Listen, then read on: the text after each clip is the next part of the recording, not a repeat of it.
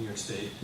We serve about 450 high school students a year and their families. Students who are in danger of not making academic progress, that is, of not accumulating credits. They come to our center, and using an online learning management system, they can take any subject that they're failing and get credit for that subject. So in a given year, this is our 5th year of operation, students earn between 1,500 and 2,000 high school credits in our program. I attended a small school, one of the mini school, high school graduations. 25 students graduated. The ceremony was held here on campus in Keating Hall. 24 of them had been in our program. Jane Addams had a high school graduation, 180 graduates. 120 of them had been in our program. So there are innovative ways to do this. And although the courses are online, they do take place all in a physical space. We have licensed teachers, a licensed social worker, and a large number of undergraduates who volunteer in the program. Sodexo, I probably shouldn't say this, if this is off the record though, maybe you turn off the video camera, is donating snacks every day, fruit and juice, and 40 dinners a week.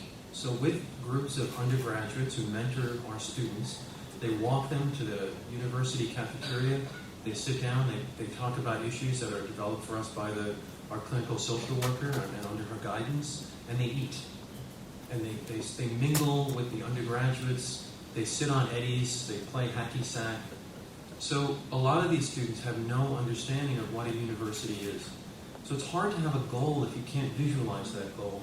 So part of what we're trying to do is to help them graduate from high school and then visualize their goal. It's very similar to another grant that we're doing with St. Barnabas Teen Health Center. It's an adolescent pregnancy prevention grant.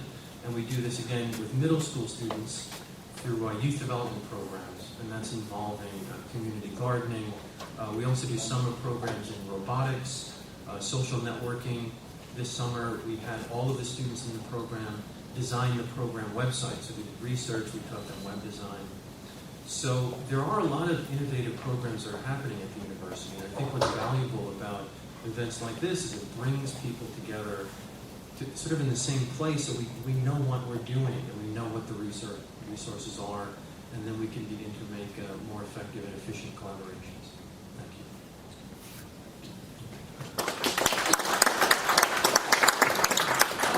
I'm Anjali Kumar from Google, and I'm a senior attorney there on the commercial side of the business. I will keep my remarks brief because I think the conversation we're going to have is going to be much more interesting than anything I'm going to have to say right now. So, first of all, thank you for inviting me to come. There are a couple things that stuck out for me during the course of the conversations earlier today. Lourdes Zapata made a comment of maybe tech isn't what the Bronx should be focused on, which I thought was sort of an interesting perspective, and perhaps true, but I think my perspective is what the case that Professor Fleming made, and I think he makes a pretty compelling case for why a tech startup environment, why the Bronx is really ripe for a tech startup environment. And there's sort of two key factors that I see in that. One is the entrepreneurs. There's obviously an incredible wealth of entrepreneurial spirit just from the university settings in the Bronx. 46,000 graduates, and that's a lot of people in this area that have a lot of great ideas. And I see a lot of them in the class that I co-teach with Blake Reese over there from Law of Innovation, and I see a couple faces in the audience that are familiar from that class. And those kids have amazing ideas, and I think we're going to come out of college with some really robust ideas, and this fertile ground for incubating those ideas would be incredibly valuable to them. And then the second thing is real estate. I mean, that's a huge issue for any new venture, whether it's nonprofit, for-profit, any other kind of startup situation. And having the wealth of inexpensive real estate in the Bronx is not going to be underestimated. I think having those resources and maximizing those resources and creating a incubation environment with just a commercial real estate play could actually be a really interesting one. And then in terms of the challenges of the neighborhood of the Bronx, I think there's a real opportunity for job creation and training around developers and programmers. It's a teachable skill. I mean, you heard one of those speakers earlier talk about the fact that a lot of the current IT workers come with that background, or accountants, or other professions, or just had other skills, and they were taught to be IT professionals, and I think that's a very teachable thing something that you have to be born with. You can absolutely learn it. And there's programs in Manhattan that I know of that are sort of creating those incubation environments of developers and then using those developers in a real estate setting to feed the startups. And so there's something interesting there that I think could be a great job creation for the community, but also create more startup ideas and sort of fertile ground. Sure. Thank you very much. Sure.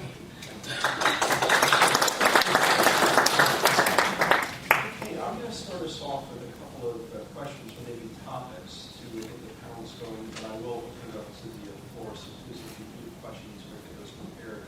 I want to try to pull together a couple of things. I'm going to start, just borrowing a phrase from Charlene about replication through collaboration. Then I want to tie that back to something that Laura was talking about earlier, about the importance that SOBRO and other organizations like that play in terms of really connecting to the community. And here's where my point is. If knowing that many of the small enterprises should be a partner for us, and knowing that many of those individuals have a challenge with regard to either education or understanding or access, is there a different model that we should be looking at? And I think about the replication idea. Could we get a replicating factor about having small businesses help small businesses? Should we be looking for showcase assignment? Should we be looking to create a different partnership that as much as we want to create connections, we don't do that just by connecting the organizations, but connecting the enterprises themselves? So I would ask if any of the panelists would like to maybe start with that. If you want to riff on it and move a little bit away, that's okay too. So. Comment. A lot of those programs are in existence right now through the U.S. Small Business Administration and other federally funded programs. They're now taking a focus on mentor-protege type programs.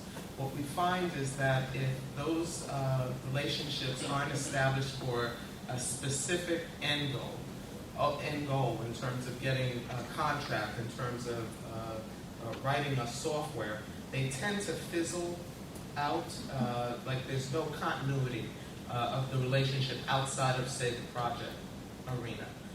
What we're looking for is, just as it relates to, matching up companies kind of to replicate or actually to draw, we're going to assume best case or best practices from, we have to try to find a way to establish a platform this will be an ingrained process. We traditionally here in the Bronx start out in fits, and starts, we'll have an initiative this year, and then as soon as it looks like we're going to hit the hard part, which is, continuing to keep the idea enthused and energized, everything kind of falls by the wayside. We know for a fact something needs to change here in terms of small business.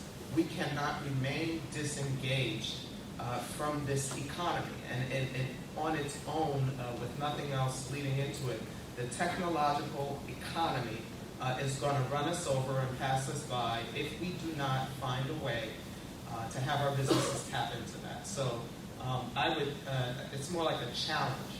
I know everyone here has the educational background, we have all the buzz phrases, we may even be able to import businesses that will tell you firsthand what technology has done for them, but what we've not been able to do is to find a way to keep the avenues of communication open with the universities, city, state, federal agencies, community-based organizations, and then also the small businesses in a way that will show that 10 years from now we'd like to have the same story as Brooklyn times 100. We would love to see that. So I would challenge people back at that. I think we're able to do it. We just have not done it well. So thank you for those comments. Any other comments you'd like to take up on that topic or related?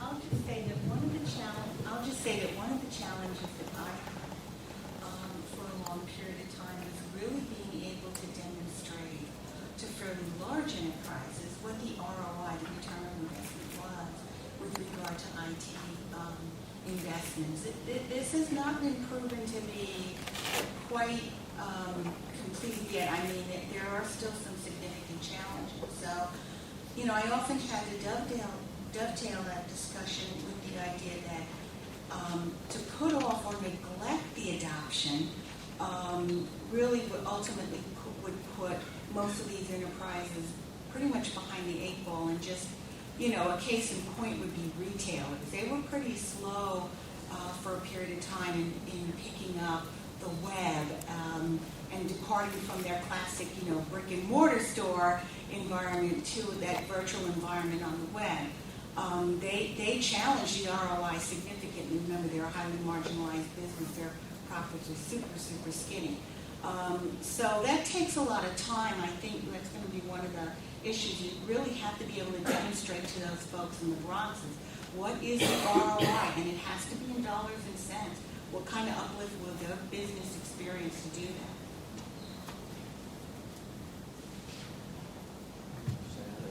I think a lot of this has to do with really education. If you look at the current crop of future business people who are currently in school, computer science is not a subject, right, in high school. So most students don't know what computer science is, so they can't go into computer science not having any experience with it. So technology is not integrated into K-12 integration, education in the way it might be. The other thing I think we should consider is the whole badging movement, and that is really looking at breaking out competencies and awarding some kind of micro-certification for those competencies, rather than requiring the commitment to a 2 or a 4 year or 6 years of higher education degree to look at, and then alternative delivery mechanisms for training and for accredited programs through distance and asynchronous and online education. So I think as an educational institution, you have to really sort of look at what are innovative ways to not only open the gates to the university physically, but also virtually. And how do we look at sort of spreading the good news of technology and education in our own community? How can we do that? How do we make that happen? And that's going to require infrastructure. You know, I work with this a small community-based organization called Perscalis, and what they do is they get computers that are dedicated, you know, they get donated computers from large firms in Manhattan. They have a school that's also a factory, and they get people from the local community and train them on how to recondition those computers, and then they get computer certification. Then they take those reconditioned computers and they give them away to Title I middle schools. So I help them do a study, and the people who get the computers can't use them because they don't have internet. Internet is too expensive. So what can we do to sort of lower the cost of internet access? So the problem is it's sort of inside of every problem is another little problem trying to get out. And we really need a sort of a global approach, I think.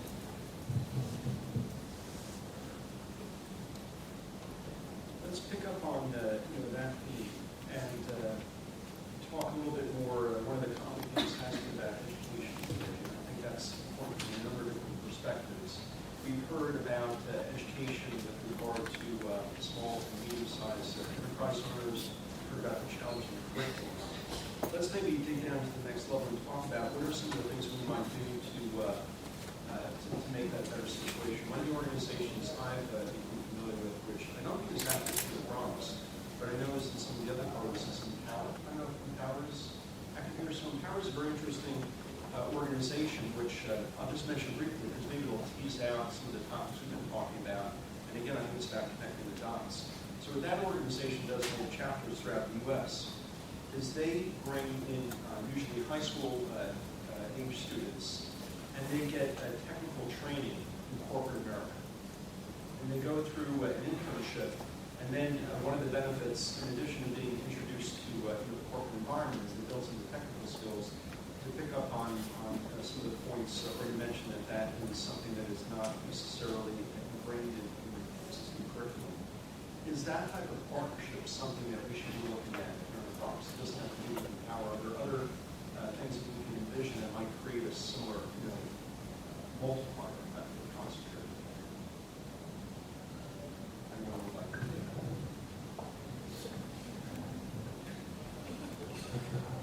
the I'm the educators, as spokesperson we for should, that. yes, Okay. absolutely. Well, one of the biggest challenges I've had with working with businesses and corporations is that simple fact that a lot of businesses just don't want to travel up to the Bronx for some reason. I don't know if you guys have experienced that before.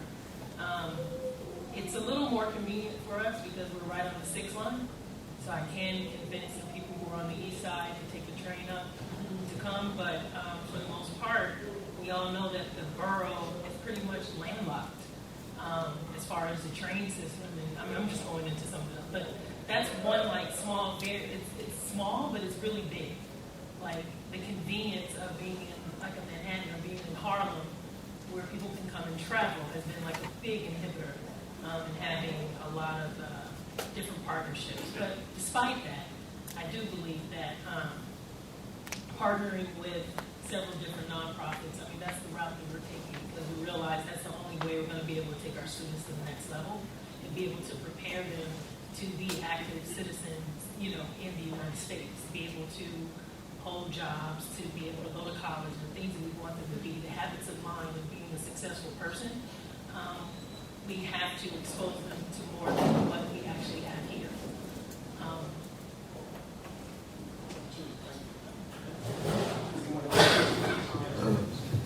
I think that issue about coming into the Bronx is strictly a public relations issue. We have, you know, the subways are the same. Manhattan subways, Bronx subways are the same. So I think part of what we have to do is to, I guess, make advertising that better reflects what has been happening here in the Bronx. Since everybody saw, I guess it's the movie The Bronx is Burning or, you know, whatever that is, everybody's stuck with that image. We have, you know, stores, there are some anchor stores, we have malls, there are tennis courts, we have parks. All of that is here. And yes, we did used to have a crime problem, but what I found, if you look at the crime, actually we're a little bit safer than a lot of the other boroughs.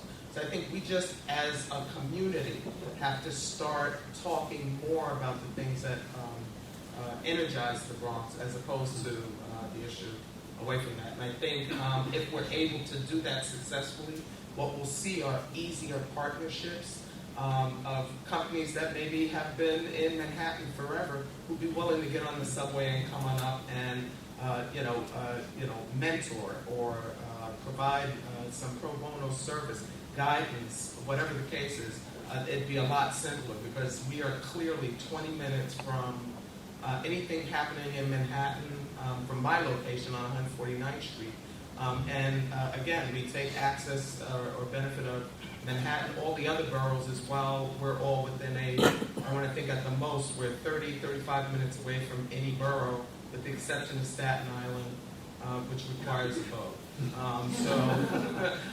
In this case, I think we all should just mentally agree to the way to change the image is to commit to that change and then just to follow through. That would be my only drawback, but I agree. We just have to get people a little bit more willing to force that.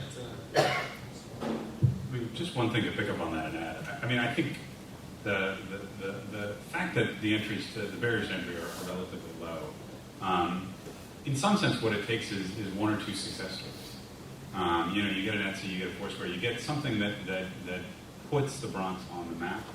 And there's a lot of herd mentality in this space, right? I mean, that's not always a good thing, but it actually can be if you're trying to change that reputation, right? So you get one startup, one incubator, one foundry that has one home run or two. And I think that can change. And look, again, I live in Brooklyn.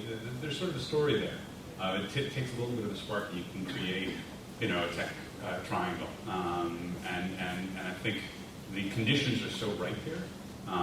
The argument is so clear that if you can overcome that information barrier, in some ways, if you can communicate to people who think in a very different way and who are attuned to sort of that spark and that sort of flare of what is a successful environment, it just becomes, I think it can become very quickly a rapidly virtuous cycle.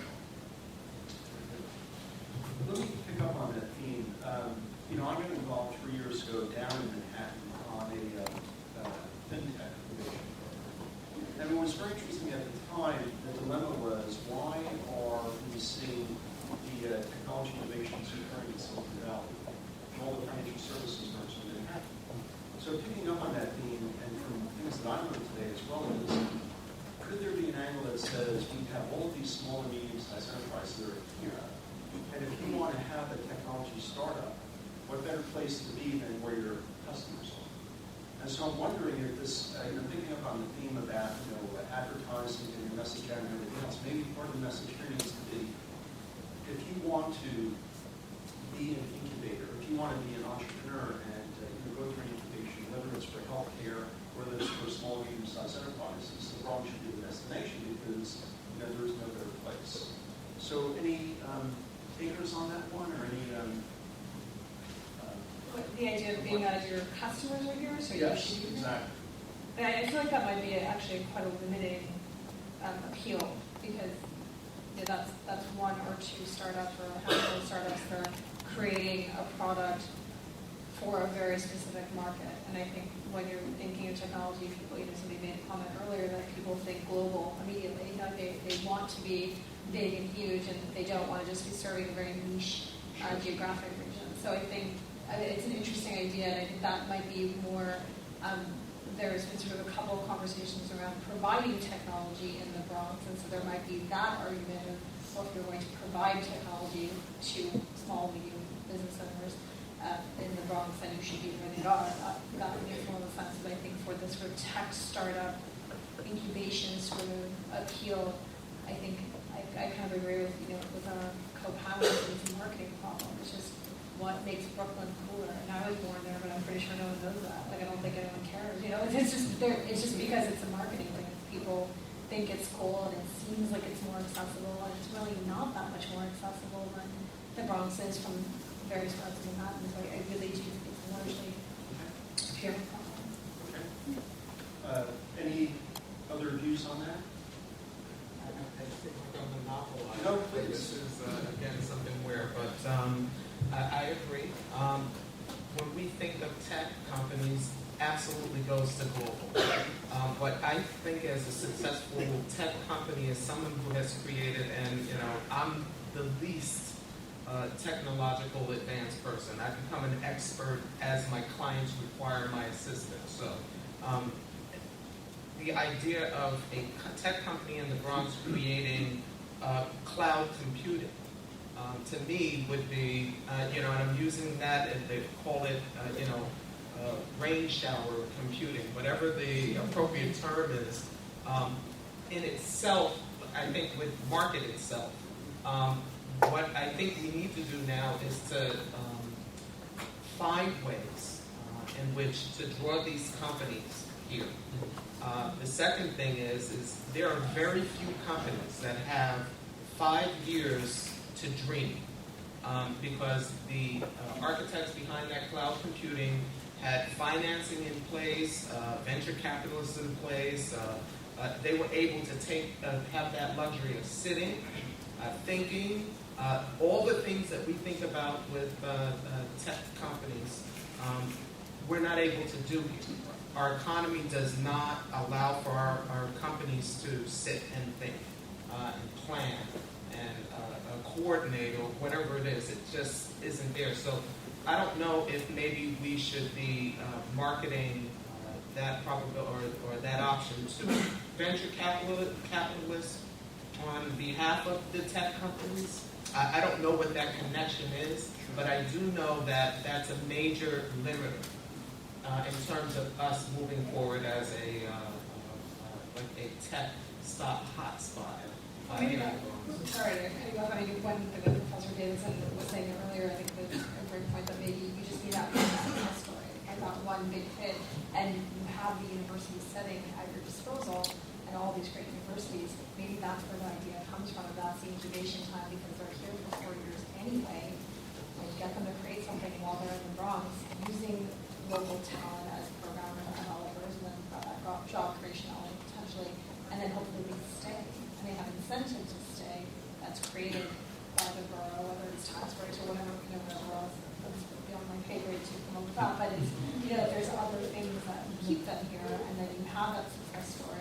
that commitment to the community, and then, you know, I just want to, just before, I just a member of the audience, and this is great to get from the hall, so, I might not need to, it's okay to be loud. Hi, my name is Michael, CPA Valley 2007. So I just wanted to go back to your point earlier about sort of using the local community as sort of a pivot point to attract. I think it's a valid point because the Bronx could be an incubator in itself because you have such a diverse population, you have such diverse different businesses. But going back to health tech, I think you have the institutions here that can really add value as well as provide opportunities to attract businesses, to attract talent, and sort of have the academia here as well. So you have, I forgot the university that was mentioned earlier, that's basic. Yeah, that one. I think it was Lehman College that's really starting up the STEP program, STEM, sorry. And I think the resources are there. And if it's marketed properly, there is a perception. I mean, I spoke to some younger guys that are sort of in finance and in technology, and they're like, I'm telling them what we're trying to do here, and they're like, who wants to go to, pardon me, but who wants to go to the Bronx? It's so far, and I think there is an image problem, but I think it can also work to advantage if we leverage sort of the diversity and also what is here. And I think instead of focusing on what is not here, if we can push and maybe a structural push, the mouthful word is good, but I think maybe some support from on government agencies, not-for-profits that are basically promote this region to be very helpful to utilize what we actually have in the build on it. well, now we got the whole audience. Do you want to make a comment first? Or? My comment was only that we know what all the ingredients are for the success. We know that if you want to reflect back in Silicon Valley. But I want to bring up one little specific point that I believe, again, Lordy Zapata brought to everyone's attention, and it was about enforcement. And she commented the burden with existing SMBs, so the smaller mid-sized companies, burdened with a lot of obligations around, and I mean, she just basically brought up a couple of examples and said, if a lot of this is top of mind, I'll add that phrase, to a lot of these small businesses, it becomes a very difficult hurdle again to entertain the idea, well, gee, how can I now use information technology? So I'll kind of go back to a comment that I made earlier where I suggested that government agencies in particular, do best by providing that freedom of action in terms of folks engaging and organizations engaging with one another. Let's, okay, well, we'll start and we're going to work our way over. So this gentleman there, good?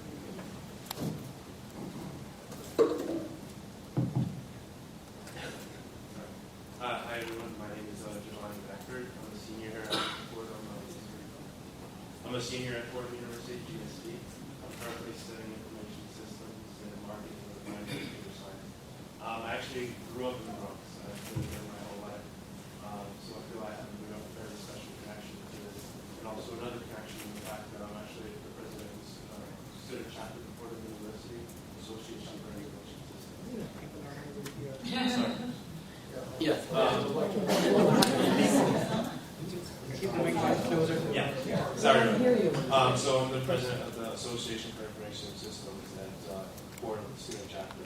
And the importance of this club is basically to bring business and technology together. And I actually really agree that computer science really is an important part that needs to be emphasized. I actually think computer science should be part of the core curriculum. When I'm seeing the shift in education or inadequacy that I saw growing up in the Bronx and going through high school was that computer science wasn't available. So I had to do a lot of catching up. And in other parts of the country, it was already integrated into the curriculum. And where I'm seeing business and venture capitalists are going towards now are really the high-tech areas. So actually recently I was invited to startup school at Fordham University, which is a conference that's being held. The keynote speaker is actually going to be Mark Zuckerberg, and the founder of Pinterest as well will be there, and other prominent high-tech startups. And the focus that they have in their applicants are actually highly high-trained or high-potential programmers, and then to teach them business afterwards. So what they're seeing now is that it's a little bit easier to teach programmers business rather than teaching business people programming, because technologies are becoming much more advanced and there's a lot more abstract and high-scale thinking. A lot of things are global, like you mentioned earlier, so there's a lot of high-scale ability. And a solution to that, what I see going forward for the Bronx is basically promoting technology, promoting computer science as being the foundation of the core to other areas. So computer science, I believe, should be the key part of the piece, and then afterwards the other subject areas. Because what I found in nature and technology is that it's just an extension of another field, and it's basically having what I think of it is basically if you just have one particular dimension of the field. So if you're just finance, it's basically almost being disabled if you don't have that technology piece. So it's having the body without the arms, so you're not able to move freely and do things. And so you'll really be disadvantaged if you don't have that strong technical field. And I see other people. Sorry, I appreciate your remarks. We just go back. We just go to the back. I'm Nora Fuentes, and I work with Fordham SIPs as well as now in residence at Princeton. And I've done research here in the Bronx. I lived in the Bronx as a child, and I've taught for years. And one of the things I noticed, I'm glad to see the student sharing his insights, because one of the things I noticed is our students who come from the Bronx and receive a lot of support, once they become graduates and have resources to be back to the community, move. Right? And go someplace else. Also, I just wanted to say, feedback, that my research on neighborhood segregation has shown that one of the sectors that grew the most in the last decade was the small business industries with 50 employees or less. But the problem that I found is that most of these businesses are owned by people from outside who also import their own workers and who do not hire people from the local community. Now, I have many factors, and I'm not into that, but I have a paper on that we'd like to share.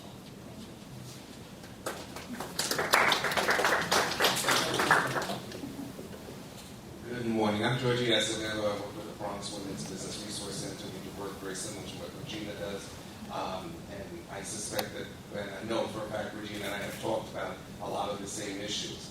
Now, in terms of small businesses and technology, because a lot of the small businesses are immigrant-owned, and every immigrant group, including the Pilgrims, all had the same mentality. We're going to make our money, and we're going back home.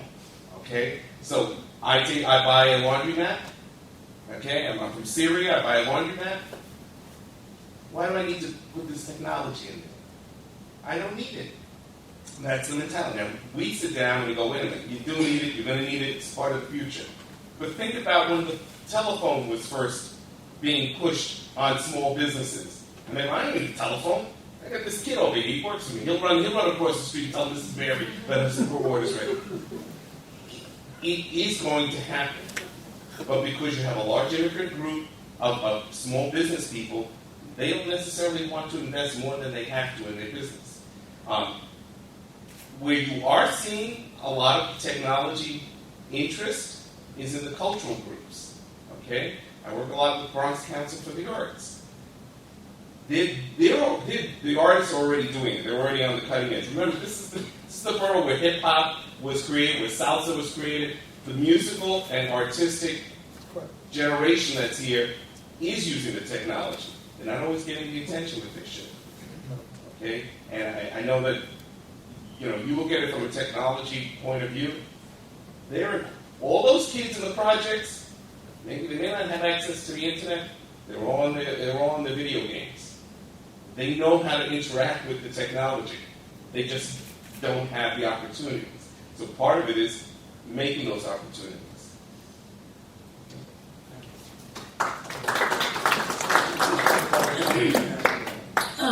I would like to make a comment. We're having this it's a strange place for me to sit up here as an educator and hear conversations about startup and technology and all these different business structures and platforms when I've worked in a borough that has been neglected and ignored when it comes to public education. How do we even begin to have this business conversation and we are not teaching our children in the Bronx how to read? We're not teaching them basic skills. Like our schools are failing the children in this borough. And so I'm constantly thinking like, how can I get people to come in to invest and to actually, I have students that can compete with any students in this city. And they live here. They live right down the street. They live in Morris Park. They live in South Bronx. They live everywhere in this entire borough. And you would never know that because we've created a beacon of hope. We've put the resources there. And mysteriously, they're high functioning. It's not that it wasn't never there. It's always been there. So I think that's the same philosophy around the business structure in the Bronx. It's there. The resources are there. We keep on saying the resources are there and we have to do this and the PR this and the image this. It's just like, when are we going to begin to just step up and say, okay, I'm going to do it. I'm not going to work in Manhattan. I'm not going to work where I live in Jersey. I'm going to continue to work in the Bronx and make the schools better. So it has to be, okay, if I'm a university, how am I going to give back to the county that I'm housed in?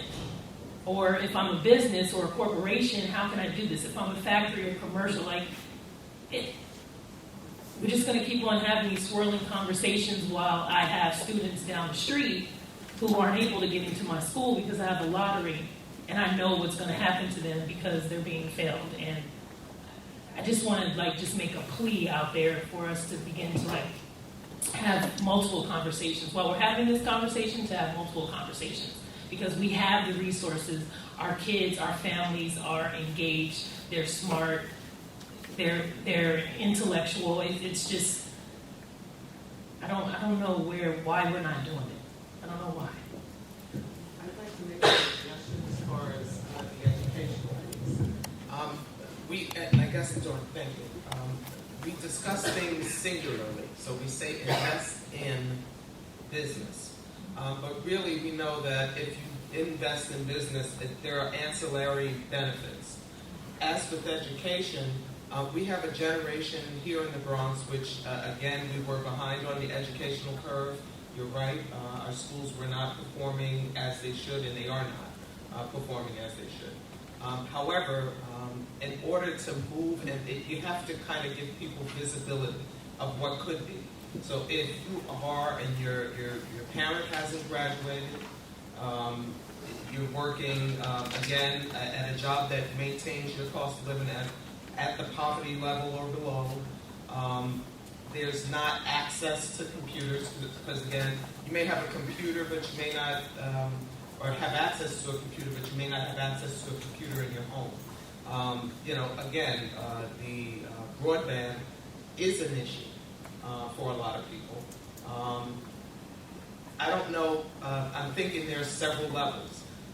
You have business owners, we're talking about having them come to the technological age, but they don't know how to use a computer. They have not had access to it, had no interest or time. So there's got to be an educational component that deals with that lack of education. Obviously, the largest investment we should be making is in our children. And again, I'm thinking as they are transitioning from middle school into high school, they should have more and more exposure to the tools that are going to take them into the next century and beyond. And I'm saying century, but in the next few decades and beyond. Because again, it's an ever-changing format, and I don't disagree. But I don't think we can look at just educating the children.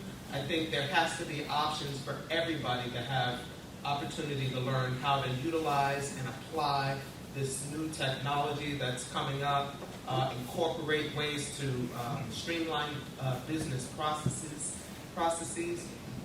find ways to make and in no sense having a child internship at a company that's still functioning like Fred Flintstone.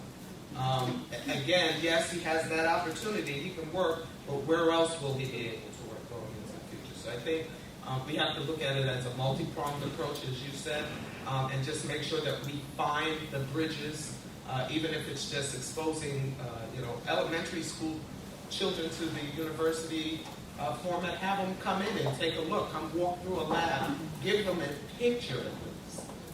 Then go back in middle school and maybe it's a little bit more hands-on. So find some transitional educational opportunities that again will translate to the small business community and that education level and opportunity level. I think these are great ideas, and I just want to acknowledge, the very nature of the summit, I know it's going to be a little bit frustrating for some because I think we're all very eager and passionate to deal with these issues, and I know we're only scratching the surface today, so hopefully this is just going to be more momentum for us to continue. I don't want anybody to be frustrated. So, being frustration, let's try to get a couple more.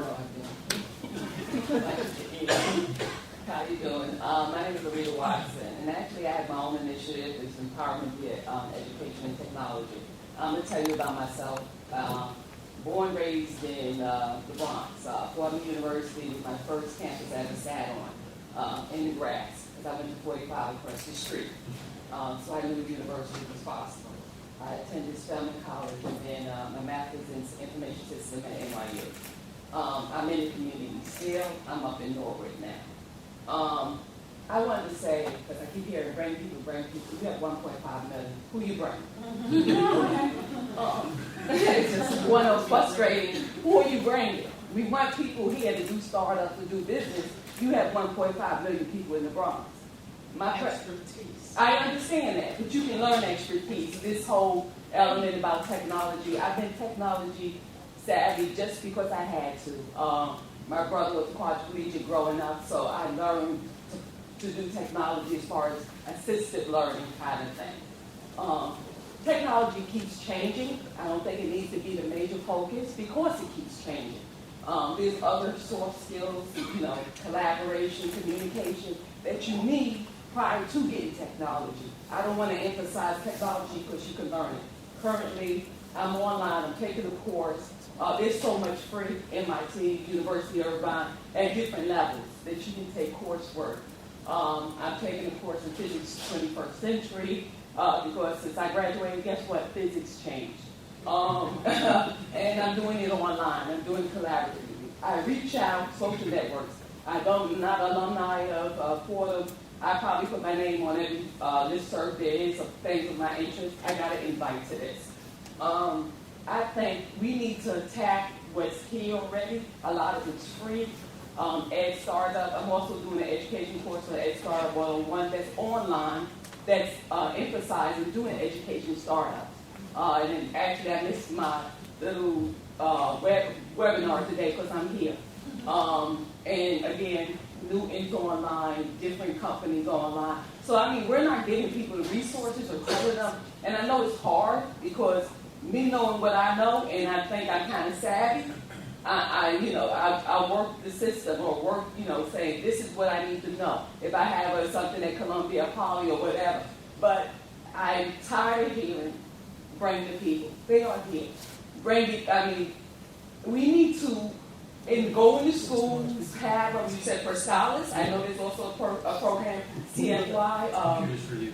Yes, and I know they've even hooked up at certain times, and I've even volunteered and did on training with the parents that when they take the computer home, they use it. There's also a payment plan where it's a little lower for the students to use it. Give them the work. I also teach physics. I, went into schools. They're not even offering it. I went to Brooklyn Tech. I could have easily went to Tech back in the day that people were successful. I'm hearing conversations of stopping algebra. Are you kidding me? Anyway, happy. Thank you very much. We unfortunately need to bring our Q&A to a close. We will be around for a bit after this sorry we didn't get to everyone. I want to really thank my panelists very much. So let's give them a round of applause.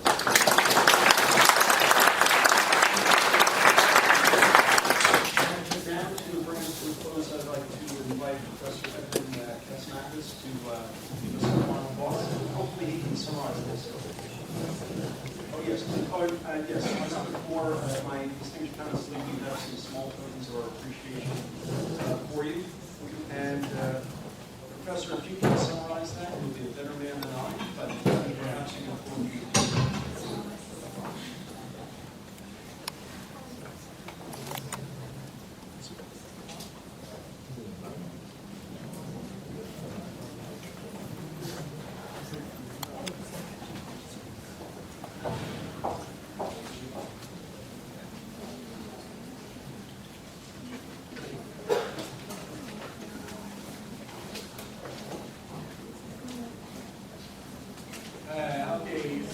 Hi everybody, my name is Edwin Kasmakis and I'm a professor here and also I'm associate director in the Center for Digital Transformation and the area chair of the Information Systems Department, which is in the Gabelli School of Business. Okay?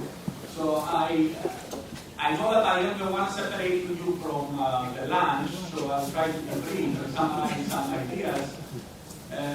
I like the comment of the gentleman over there that made earlier about the telephone, and like 30 years ago, something like people were asking why we need a telephone for business. And actually, this is interesting because it touches on a fundamental question, right? Like the fundamental question is, what is technology? Okay? And according to some writers, technology is everything that was invented after we were born. Okay?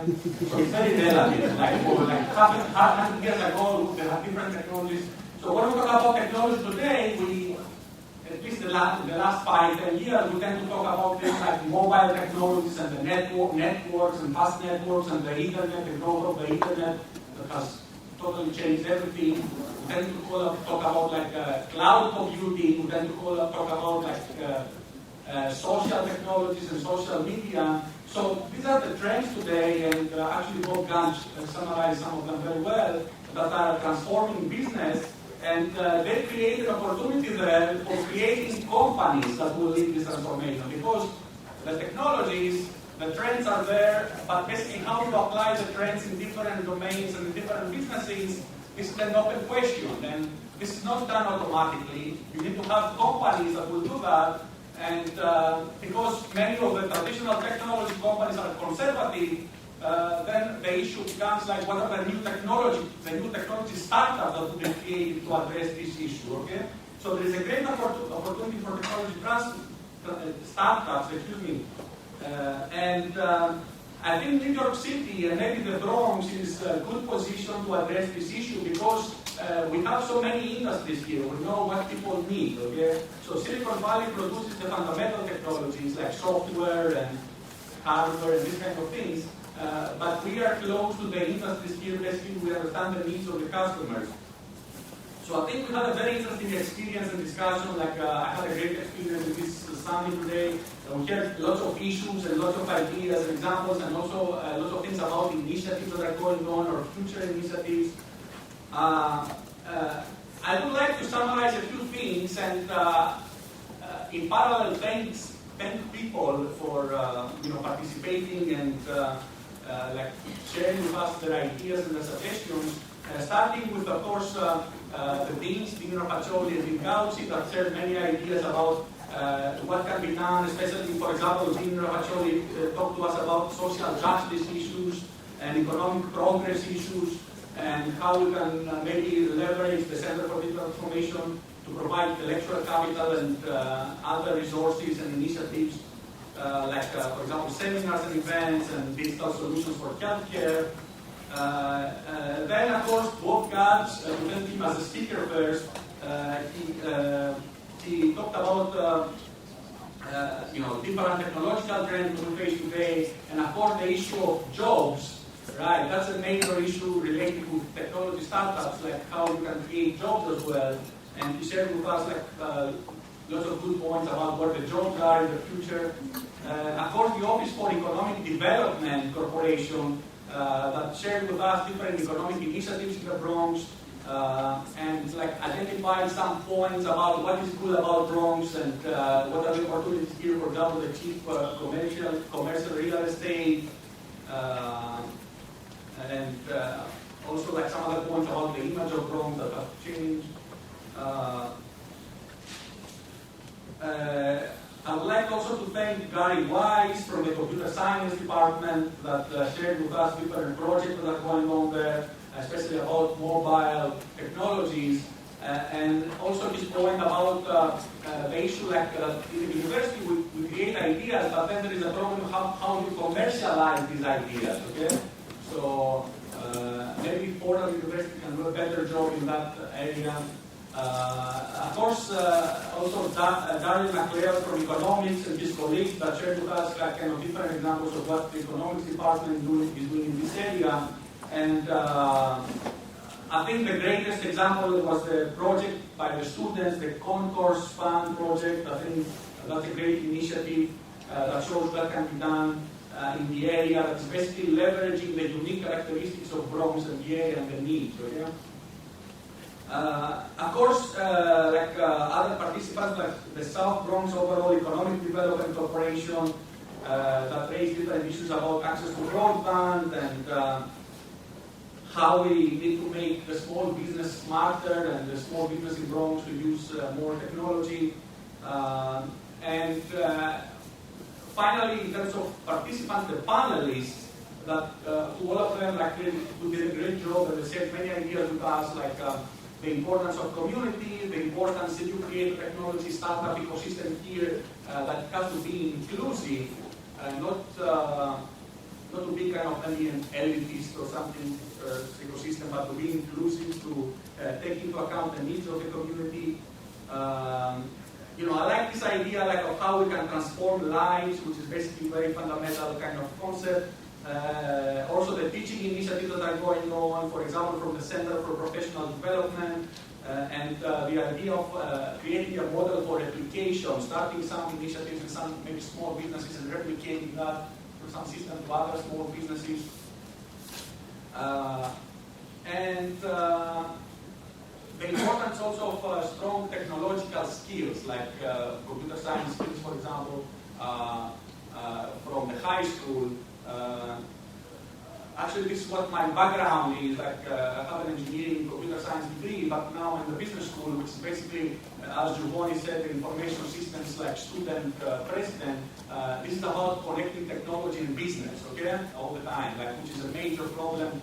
And Bob Dutch emphasized that in his when he identified the job skills, okay.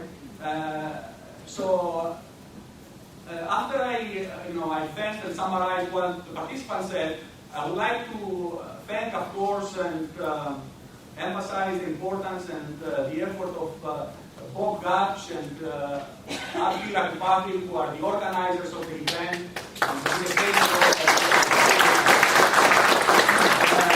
And just my conclusion is that so this is a very interesting opportunity, but we have to kind of agree that it is at the beginning. This is the very first steps, the infancy of an initiative. Okay, so I think what we all need to do is to try to digest what we learned here today and we heard here today, because we heard many different ideas and many different suggestions.